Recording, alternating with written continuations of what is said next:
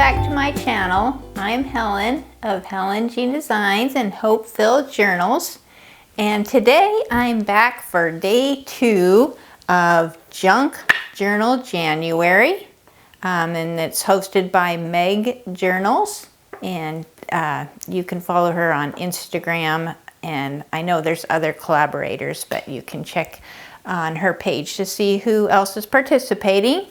And I'm also including this January journal challenge with Jesus Journal Junkies. And you can look up that one on Instagram if you're interested. So it is day 2, and day 2 prompts are little moments and courageous. So I've got my journal. Yesterday I did this new beginnings, and today I'm going to flip the page, and because I've got this gratitude page, which I've been using this as my gratitude journal, or I used it last fall and I didn't complete it, so I wanted to finish this. I do want to cover up this pumpkin and corn and everything, just because I don't want it to look like autumn or fall. So as I was gathering my supplies of what I wanted to use, I thought I would come on here and see if I could just do it on camera so that I can just kind of go through my process. And I'm trying to keep this challenge simple. I've discovered already that I've taken too much time, and I know if I take too much time each day, I won't be able to complete it. So what I want to do each day is make it very simple.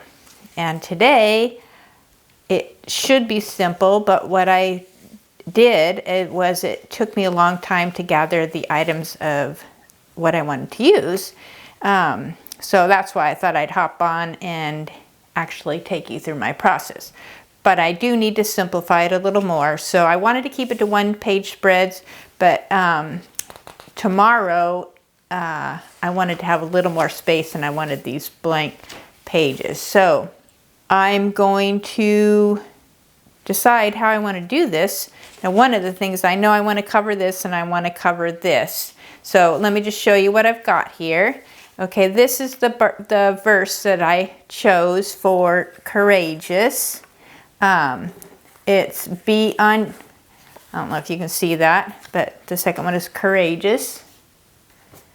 And it's be on your guard, stand firm in the faith, be courageous, be strong, from 1 Corinthians 16:13. So I've got that. And the prompt for today, the little moments, well, that could be a lot of things. To different people probably come up with different ideas, but the first thing that came to my mind was when I think of simple, I think of taking your time, slowing down, enjoying the little things. And the first thing I thought of was the saying, stop and smell the flowers. Maybe I'll write that here somewhere.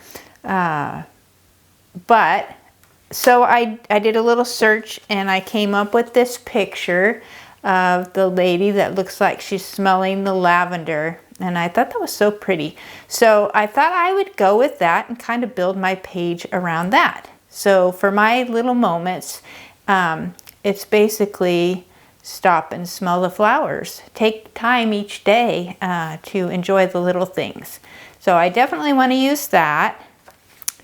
And then as I kind of went with because I had the lavender, I kind of looked for pictures that I thought would kind of go along with it. Now this isn't really lavender, but I just thought it was so pretty with the birds and the flowers and kind of the vintage garden, French garden scene. And then of course I've got this lavender picture. So, and this I thought, I actually covered it. I went ahead and sewed this lace on it, so you can't really see it. It had little purple flowers on it. So, but I thought this would be good to go along the side here. Maybe just attach it and I can use it as a tuck spot, or I guess like a belly band. And then I came up with this picture that's like a watercolor, looks like a lavender field. So I thought that was really pretty. As I need more down here. A lot of these bigger things I thought I would, this is what I've decided already, is I'll probably do that. Maybe make this a pocket, I'm not sure. And then I need to cover this here. I like the wording, and I like having the writing spot there too, so I'll have to think about that. Maybe I'll just cover the gratitude and leave the writing space open. I need to decide on that. And then I also have this little doily that's just, I put a little, the vintage photo, the distressed oxide on there. And I've done that with most of the pictures around the corners. And then I just sewed the edges of this doily. I like this vintage, it actually is a vintage doily, and I like the colors. It's got a little tear there, but I just sewed it up so I could use it as a pocket. I'll need to figure that out. And then there's this doily, which I didn't do anything with yet because I'm not sure if I'm going to use it or not. And then this I got because if I want to do any wording, which I need to put little moments, and I have these stamps here that I started to put little moments, but I don't have enough of the letters, so I need to stamp little first. If you ever buy these, they're really great, these little clickable stamps. My only complaint is I didn't buy 2 sets of the small letters. This is the lowercase. I bought 1 set of the uppercase, 1 of the lowercase. And what I'm finding is I wish I had just bought 2 of the same set, maybe 2 of the lowercase, because some of the letters it comes with 2, but I'm still finding that I don't have enough letters to do the words that I want every time.